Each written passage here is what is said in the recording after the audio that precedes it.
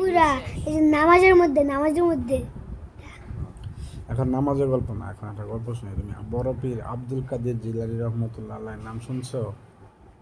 না, শুনো নাই? আচ্ছা, ওটা আমি শুরু থেকে শুরু থেকে চিনো? আচ্ছা, চিনো না। তা গল্পটা বলতেছি। বড় পীর আব্দুল কাদের জিলানী রহমতুল্লাহ আলাইহি ছিলেন অনেক বড় মাপের একজন হুজুর, বুঝছো? আল্লাহর অনেক, মনে করো যে পছন্দের একজন হুজুর, বুঝছো?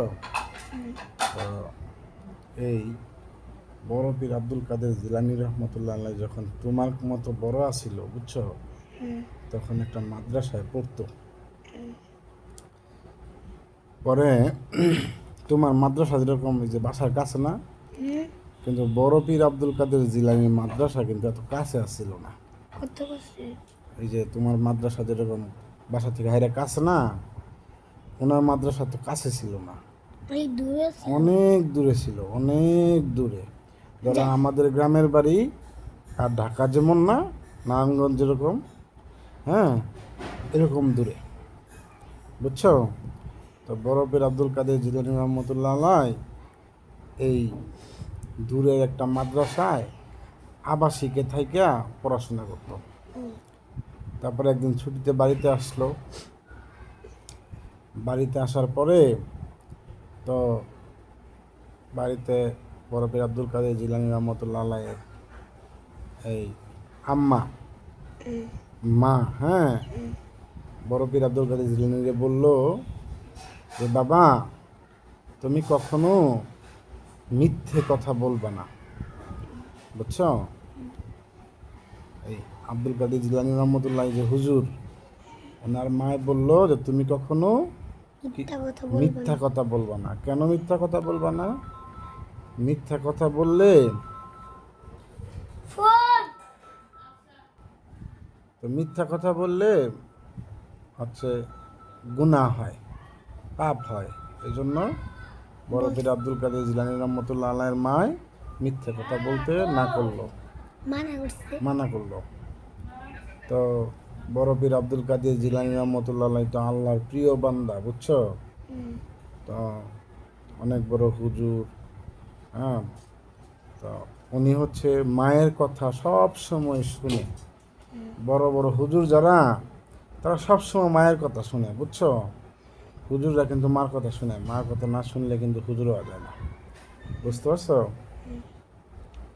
তো ওই বড় পীর উনিও হচ্ছে ওনার মায়ের কথা শুনে, হ্যাঁ, কখনো অমান্য করে না, বুঝতে পারছো?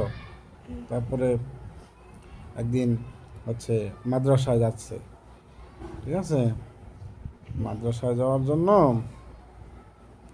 ছুটি কাটানো শেষ, এখন মাদ্রাসায় চলে যাবে। তো মাদ্রাসা যাওয়ার সময় এক জায়গায় অনেক জঙ্গল, গড় জঙ্গল, বুঝছো, ঘন জঙ্গল। তো জঙ্গলের ভিতর দিয়ে যাচ্ছে, ঠিক আছে? তো যাওয়ার সময় ডাকাতে ধরলো বড় পীরের, বুঝছো, ডাকাতে ধরছে। তো যখন ডাকাতে ধরলো, ডাকাতে ধরে বললো কি, এই তোমার সাথে কি আছে বলো এবং আমাদের দিয়ে দাও।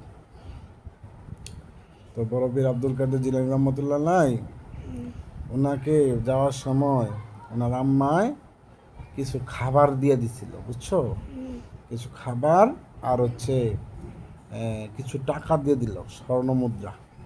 ওই সময় টাকা ছিল না, স্বর্ণ ছিল, বুঝছো, স্বর্ণ মুদ্রা ছিল।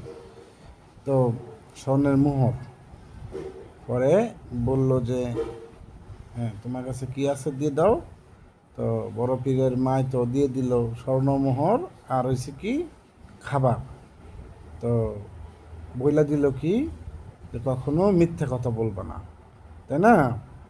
তো বড় পীর চিন্তা করলো, এখন যে আমার ডাকাতে ধরছে, আর আমি যদি মিথ্যা কথা বলি তাহলে তো সব মার কথা অমান্য হয়ে গেল, তাই না? মায় বলছে মিথ্যে বলবা না, তাহলে মিথ্যে কথা বলা হইলে তো মার কথা অমান্য হয়ে গেল না, মার কথা মানলাম না।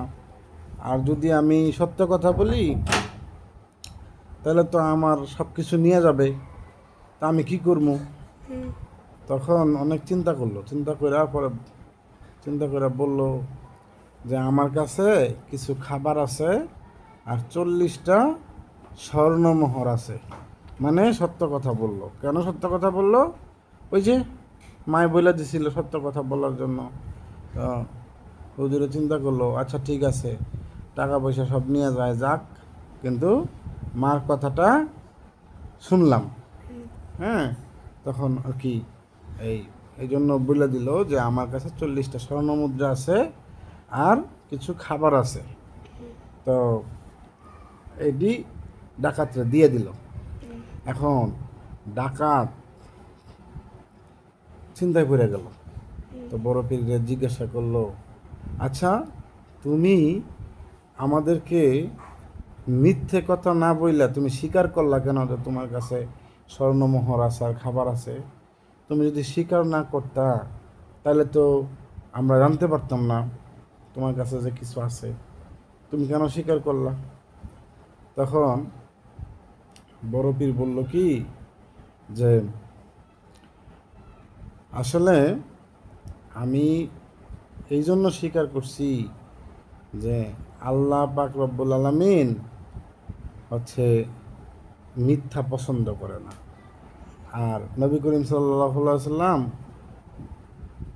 মানুষকে মিথ্যে না বলার জন্য দাওয়াত দিছে। আর আমার মায় আমারে বলছে যেন আমি নবীর পথে থাকি এবং কখনো মিথ্যে কথা না বলি। এই জন্য আমি মিথ্যা কথা বলি নাই, সত্য কথা বলছি। তুমি আমার সম্পদ যদি সব নিয়েও যাও তবু আমি সত্য কথা বলবো, কারণ আমি আমার মায়ের কথা রাখলাম, আমার আল্লাহ আমারে রহমত দিব, এই জন্য আমি মিথ্যা কথা বলি নাই। তো এই কথা ডাকাত শুনে কান্না করে দিল, বুঝছো? কান্না করে দিয়া তারপরে বলল যে আমি আজ থেকে আর কখনো ডাকাতি করব না, তোমার মতো ভালো হয়ে যাব। শোনো,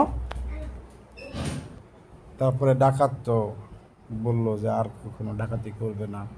তো ডাকাত ভালো হয়ে গেল, বুঝছো? তো এখন তুমি কি বুঝলা? সব সময় সত্য কথা বলতে হবে। আমি কি হ্যাঁ আমি সবসময় সত্য কথা বলি, মিথ্যা করে যাবো না। হ্যাঁ, তুমি তো ভালো, এই জন্য শুধু মাঝে মাঝে মিথ্যা কথা বলি না, মাঝে মাঝে শুধু এমনি এমনি কই। আচ্ছা, মিথ্যা কথা বলবা না কখনো, মানে এটা তোমার আমি গল্প বললাম যে সব সময় সত্য কথা বলতে হয়। সত্য কথা বলার কারণে দেখছো, আর পানি দাও, পানি। সত্য কথা বলার জন্য, হ্যাঁ দেখছো, সত্য কথা বলার জন্য একটা খারাপ মানুষ ভালো হয়ে গেল। দেখছো গল্পটা সুন্দর না? হুম, ঠিক আছে।